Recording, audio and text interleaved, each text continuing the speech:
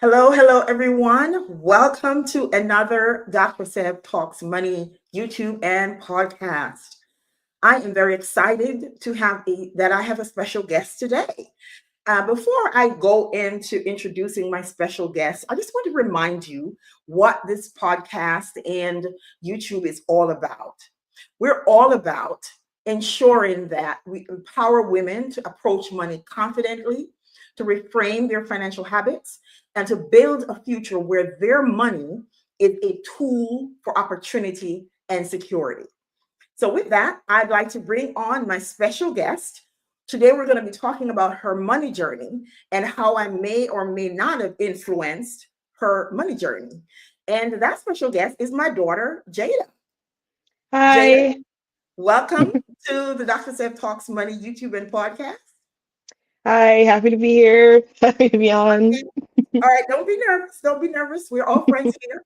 All right, so I'm going to kick it off. And my first question to you is I have shared a lot of the financial advice with you over the years.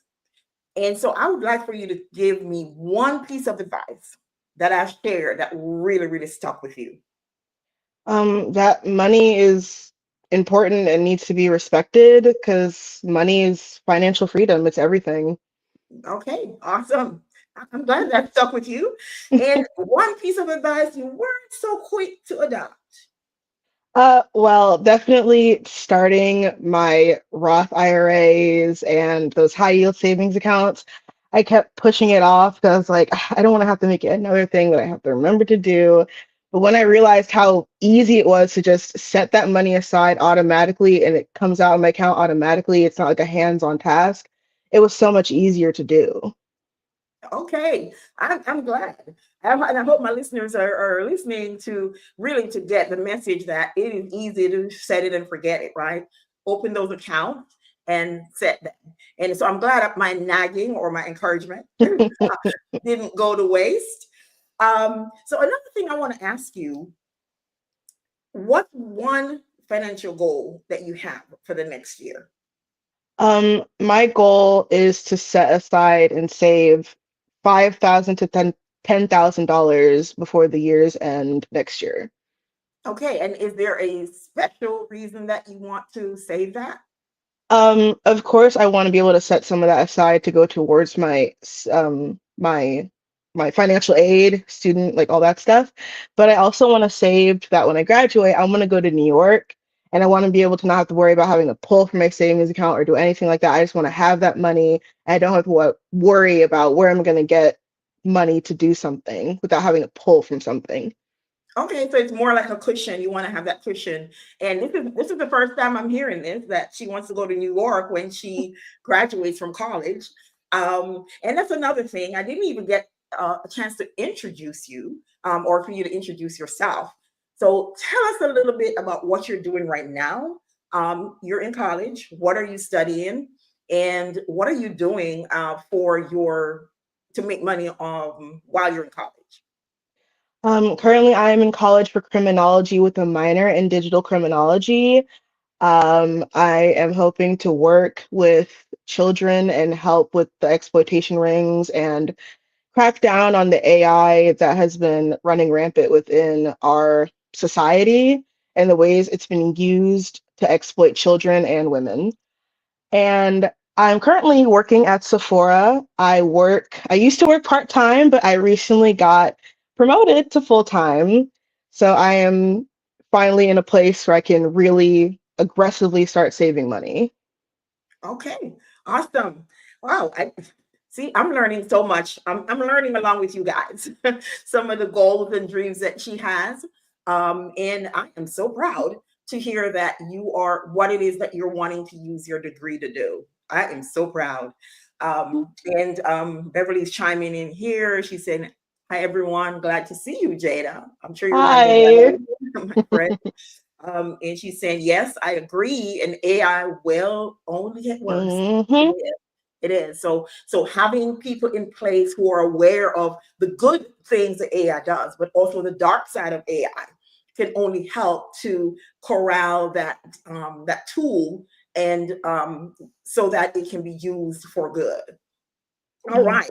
So here's another question. I have lots of questions for you. Here's another question that I have for you. When you first opened your first high yield savings account or your your Roth IRA, what made you decide that it was the right time?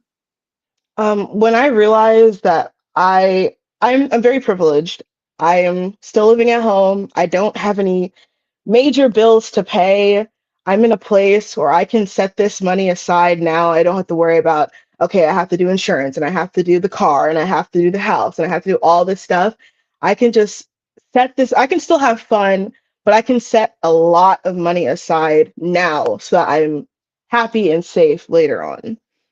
Okay, awesome. So basically, you're saying you realized it was a time because you didn't have the responsibilities of adulthood Hmm. because you're privileged, and you said that word, right? You're privileged. And yes, because there are a lot of people who are in your position, they're going to college and they're working part time, and they may have gotten full time like you did. And Hmm. they have to live off the money that they're making, but you are not. You're in a good position because you are able to set aside that money now so that when you go out on your own, you have some cushion. So I'm Hmm. glad that you saw that, you're seeing that. And it didn't take, as you said before, it didn't take a lot. It's for you to just set aside a small amount and have that build. Now, I know that I shared with you at one point, a couple of times, a calculator, and I showed you how $20, how over time, over several years, it can grow into an exponentially higher amount. Hmm. Did that have any influence on you at all? Definitely that. And also, when I had opened that high yield savings account, it also kind of gave me a breakdown on in coming into the next year, how much $50 a week would grow into such a large amount. And seeing it going in passively, it's like, yeah, why am I not doing this, you know? Okay, awesome. Hmm. Oh my word. You are just sharing so many gems. And the key I think here that I want people to get is again that you can start small and compounding will have its effect. It will take effect and it will cause your money to grow. Because when you started by opening one high yield savings account. And as you said, you saw the growth. And Hmm. then you decided to open a second high yield savings account. I didn't Let me find out, why did you open that second high yield savings account? So I have my first one because that was the account that because unfortunately, the first time I did go to New York, I wasn't responsible and I spent a lot of the money that was supposed to be set aside for my student account to go back to my loans. I spent a lot of it going to New York, and now I'm wanting to replenish that account again. But I also realized that I still want to have some money for fun, for other things. I do have a couple items that I'm wanting to save up to buy that are large purchases. So I needed to set those accounts aside and have them separated because I knew that if I had just one account with a whole bunch of money in it, I would start pulling for things that were necessary, but not necessarily something I needed right away. So I wanted to just have two accounts that I could have separate things for, essentially. Okay, awesome. That is so wonderful. Yeah, that is a great way to be able to keep your savings because once you've named your account, even if you don't give it an official name, once you've named your account, it Mhm. creates some barrier to withdrawing that money. It creates a sense of accountability Mhm. because you're liable to not touch that money because this Mhm. is set aside for this specific thing. And so Mhm. you're liable to not touch that money. Mhm. Awesome, awesome share. So I see that we have a couple of people joining us. Uh, Several comments that are here, which we'll share in a little bit. Um, so with your full time now being employed by um, Sephora and being given moved into a full-time position, They Mhm. gave you the option to invest in your 401k, and within a few weeks, you were invested in your 401k. So, how did you approach that decision to start contributing to your 401k? Again, it's a passive thing. It's coming straight out of my paycheck. I don't even realize it or see it until I occasionally check to see what's the total. Currently, it's only at $93, but it's gonna grow continuously because Kohl's matches dollar for dollar. So I have the opportunity to save from my job and them paying me essentially to save money as well. And that's money that I don't have to stay at the job for a year, 2 years, 3 years. When I leave, that money is mine. I can take it with me. So it's just like no point in not doing these things that will save me money. Even my managers encourage me. They're like, yeah, take advantage of all these things because Kohl's is great with the 401k, the health plans, they all these things that they provide for their employees. They want to help them. Okay, awesome. You said something very key. You said they are paying you to save money.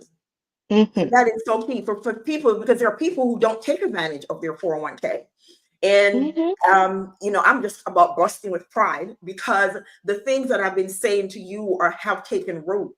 Because now you're Yeah. saying, not only are you giving, if you give 100, if you save $1, they're giving you $1. So you're actually saving $2, and it's your money to take with you when you leave. Mhm. I tell my coworkers, even the coworkers that have been working full time since they started, I'm like, take advantage of this because I just found out about it. I already have $93 saved up that I didn't have to do anything. Like these paychecks, they're so great. And I understand it, like, because some of them they're living alone, they have their own apartment, they have a lot of things that they have to take care of. And I'm like, that $13 that comes out of your paycheck is gonna double and increase. I tell a lot of my coworkers, I'll just start bugging them like, oh yeah, I just have a high yield savings account I open up. That's money that'll grow and become yours. That's like you put $5 in, you're gonna grow to $10. That's money that you can keep. That's yours. And I kind of try to educate all my coworkers about it because that's free money. It's free. Yeah, awesome. Yeah, because and here's the thing with personal finance and education, because I am sharing those things with you, and I do those on a regular basis. I don't come and say, okay, sit down, let's talk about money. I talk about money in our everyday conversation. Like you may, Mhm. all those Amazon packages that come here at the house, and I say, Jada, I want you to have fun, but just remember, you got to divide up your money, and you got to save some. You got to invest Mhm. some, because you got to think about, I'm not going to live forever, and so you Mhm. want to make sure you have some cushion. So I am Right. glad that not only am I putting those thoughts in your head, that you are spreading the message. And that's the main goal of the Dr. Seb Talks Money YouTube and podcast, is once you influence one person, it's not just one person that you're influencing. You are Mm. influencing generations to come. You're influencing their entire circle. So this is just a wonderful thing that I'm hearing from you, that just my conversation with you has now reached beyond you to other people. Mhm. All right. So let me see. What other question did I have for you? Let's see. I know we've had several conversations, right? Um, Mhm. can you think of a time when I shared something with you that it just did not click? It didn't make sense, but later it made sense for you. Um, it was a conversation, you probably don't even remember it.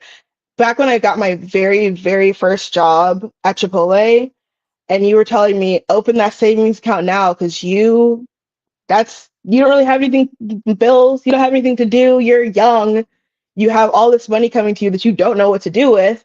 And at first I was kind of like, this is my first job, I'm going to spend all my money and do what I want, and I don't really care because I just want to spend my money because this is my money that I worked for. And looking back now, I'm just thinking about all that money that I could have saved, that I could have been putting towards my loans, putting towards buying all the things that I had wanted, those purchases that I had made, borrowing your credit card, then paying you back over time, things like that. That I could have just had that money, pulled it, and spent it on the furniture that I needed, a new laptop, all those things that I do need. So looking back, I wish I had taken your advice sooner on just putting that money aside, even if it was just a little bit at a time. But now that I'm doing it now. so I can have it now, essentially. Yeah. And the thing is, Hmm. it's never too late, right? It's never too Hmm. late to do what you need to do. There's a saying, when is the best time to plant a tree? I think they said it was the best time to plant it was 20 years ago, and then the best time is plant now or something. I know I'm messing up the statement, but Hmm. it's just never too late again to do what you can do because and the good thing too is sometimes it's best when we learn those hard lessons because now it's Hmm. stuck and you're saying, okay, now as you go forward and you go into the world of work and you make a lot more money, now you can start thinking strategically about your money because it's not just I'm getting this paycheck and I'm going to go blow it. Now you realize if you blow it, what are the opportunity costs? What are the things that you're giving up by just spending all this money at one point? You still want to Hmm. have fun, but you want to do it in a way that makes sense because as Beverly said here, better late than never, it will still grow. And the good Hmm. thing is you are young, so you have an opportunity to make more mistakes. Like for me, I can't make a lot of mistakes right now because I'm older, right? So Hmm. you have the opportunity to make some mistakes, and from those mistakes, can learn how to grow your money. All right, so let me see. Right. I had a few more questions. Um, do you feel like managing your own money has impacted your day-to-day choices or priorities in any way? Yes and no. I mean, there are definitely times where I'm thinking, what can I do? Like, if I save this money now, what can I do in the future? Because a lot of the times my coworkers, they want to go out to eat. And I'm like, hey, no, I can't. I can't do it today. I'm sorry. I just don't have, I have the money, but I need to go grocery shopping. And that comes first between eating out because I can eat out one time, but I'm not going to have lunch for the next week. So there are a lot of times where I'm like, I have to think about how I'm going to spend my money so I can have what I need for the future. But there are also times where I'll see something and I'm like, oh, I have the money for this. I'm just gonna buy it now because I want it. So I just have to kind of get into that mindset to understand like I need to kind of be more hard on myself about what I have versus what I need and what I need to spend it on. Yeah, and I don't like the word hard on yourself. Oh, yeah. Because again, it's you don't want to be hard on yourself because you don't want to think of it as deprivation. You want to think of it as, okay, I want this phone, but at the same time, I need to save for a new computer. Mm-hmm. And this computer is going to help me to do XYZ. So if I were to buy the phone, how much longer would it take me to save for the computer? And can I Right. put off buying the phone because buying the phone is just me wanting a new phone? It doesn't really contribute to anything. I can still use the phone I have. But if I Mm-hmm. were to wait to get that new computer, or if I were to save and not get the phone and buy the new computer, then here are my opportunities. I can use it to do some part-time jobs. I can do it for my schoolwork, or Mm-hmm. so those are the kinds of things you want to think about your choices because we all have choices, and it's not about Mm-hmm. whether they're bad or good choices. It's choice, right? Because money is neutral. It's not bad or good. It's the choices that I make with my money. And then when you make that choice, what are you giving up? Are you willing to give up that other thing? Because you might not realize that you're giving up that other thing. So when you get into Right. the mindset of let me think strategically about my money and on a regular basis without it becomes natural, that's great. Mm-hmm. Because now you're thinking, if I make this choice, this is what I'm giving up. And do I want Yeah. to give it up now? It's not that it's bad, it just may push your goal back a little bit more. But are you willing to push your goals back a little bit Yeah. more? Yeah, because working at Sephora, it's definitely like I see, oh, this new eyeshadow palette just came out. Oh, this is so beautiful. This new foundation just came out. But now working full time, I get free product every month. So I'm looking at it like, do I need this new eyeshadow palette when I have the palette with the same colors in it, but maybe one eyeshadow is different? I don't really need it right now. Yes, it's pretty, but I have three eyeshadow palettes that are full. Why do I need to buy another one just for one color that I think is pretty? So I'm kind of finally starting to realize that, I don't need it right now. As pretty as it is, I can sit on it, I can wait on it. And if I absolutely still think that it's, I can buy it and I have enough, a little bit stepped over, yeah, I can go ahead and grab it, but I'm not going to jump at it like I would usually do. Yeah, that's awesome. Because guys, she spent hundreds of dollars in Sephora. Okay, hundreds of dollars. I'm like, why do you need more makeup? You hardly ever Yeah. wear makeup. But that's a story for another day. We get in there. We get in there. All right. So let me see. I think I had about two or three more questions. Um, if you could give advice to other young adults starting their financial journey, any advice that you think they should hear at this point, what would it be? Or do you have one or several? Start now. I mean, it's so easy. Just it literally took me 5 minutes to open my high yield savings account and 5 minutes to open my Roth IRA. And as little as $10, if putting away $10, taking $20, putting it in a savings account that will automatically dump into those accounts, it's so simple, it's so easy, and you won't even realize how much you're saving until you look back and you see, oh my gosh, I have $500 put away that I didn't even realize I was putting away until I checked it again. So All it's right. definitely just start now. Yeah. All right. And I guess my next question is probably something that you just answered is looking back, are there any money habits or concepts that you wish you'd started sooner? Yeah, definitely. I mean, putting it away, just setting it aside to then automatically dump into another account. I wish I had started it sooner. I'm glad I started it now, but I definitely wish I had done it sooner when I had less to worry about. Yeah, yeah. All right. So we talk about some of the things. I want to share now some of the things that how we approach the discussion around money. So, like for example, we talk about the Amazon, right? All the boxes coming in, and I'll say to you, "Hey, Jada, you may want to consider you're spending a lot of money on delivering Amazon, with Amazon Mhm, deliveries, or you may want to think about maybe what do you really need because mhm, that's a lot of money you spent because when you spent that money because you're on my card as an you're as an authorized user when you use up your mhm, cash you use the card and then you pay me back. So one mhm, of the things I always share with you is you don't want to your paycheck to catch up your debt, meaning mhm, you don't want to always have debt that you need your paycheck to cover. So you're always in that cycle. You charge stuff on the card, you got to pay me. And so now mhm, you don't have enough cash, so you got to charge stuff on the card again, and you got to pay me, and that cycle repeats. So mhm, I think something like that, if parents or grandparents or whoever you're listening, something like that is what you want to share with your mhm, whoever you are mentoring or speaking into, that be careful about having your debt chase your income chase your debt because you'll mhm, always be in the cycle of debt, pay, debt again, pay, debt, pay. You want to get ahead of that cycle, and that's one of yeah. the beauty of having the emergency fund. Mhm.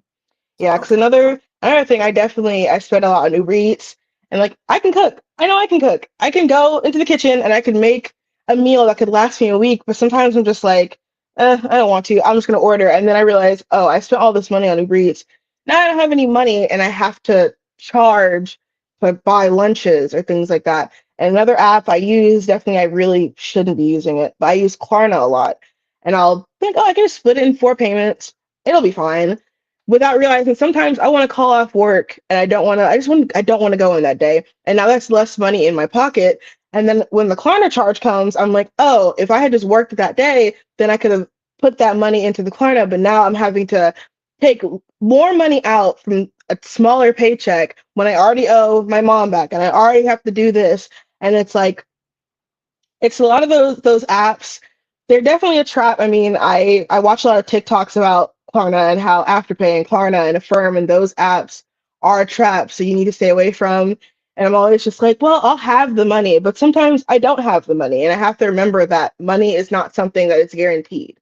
Yes, right. That's a great point because you talked about the fact that you some days you don't want to go to work, and but because you owe me, if you have your charger Hmm. card and you have Klarna, that you have those payments to make, you have to go into work, and that is the trap that a lot of people are in because they're in jobs that they don't necessarily enjoy, but they can't quit because those debts, again, those paychecks have to chase the debt. Hmm. And so I'm glad that you're recognizing that those things are convenient, but they can be dangerous. Not that you can't use them, but you have to be mature enough to understand the impact and how you can Mhm. manage them so that they don't become the traps that people are on TikTok. And I'm glad whoever is on TikTok is saying something about it in this way, because TikTok has a lot of misinformation, a Mhm. lot of information that's not quite right. But I'm glad that there are people on there who are saying, speaking up about these things as traps, because they can become traps. Mhm. So I think I've come to the end of my general questions that I want to ask, but I do want to say this to those who are listening. Again, I hope you're getting the lessons that and how I was able to integrate our personal finance discussions with Jayda.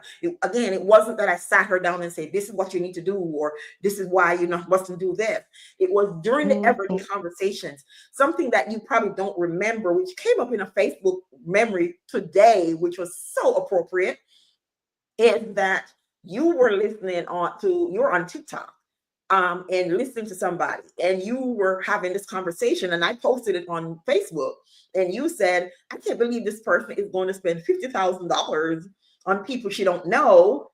And you said, again, I would not spend more than $300 on a ticket to go to a concert. You could This money could pay off for student loans. And that really tickled me, because that Mhm. showed the maturity of your thought, that you can Mhm. understand that it's not worth spending this money, 50,000, when you could have other things. And the fact that you said 300 is the most you spend, that is great, because you've set the barrier for how much you will spend on these types of expenses. And that's a great Mhm. thing for anybody who's listening. You decide what your limit is on any of these expenses, because the bottom line is not to have you not drink your coffee. It's not to not have you not go buy the shoes. I want you to buy the shoes. I want you to go out and have fun. But is it in your budget?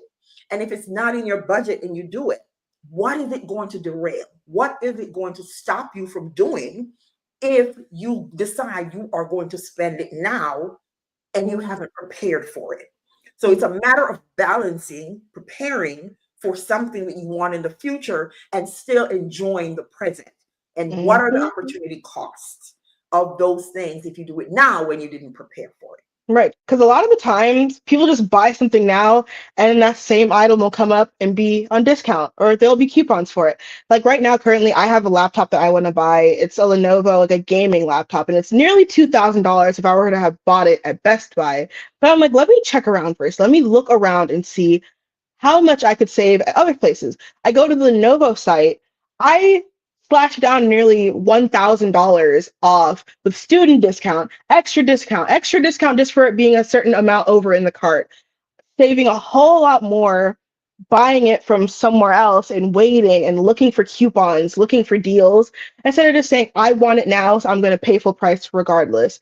Um, that's one thing I always talk about with my coworker because she loves name brand stuff. So I'll tell her like, girl, if you don't go to ThredUp or like a resale shop and you can find that same thing for cheaper, or they'll always talk about this perfume. I like shopping. I don't even shop full price Sephora perfume anymore.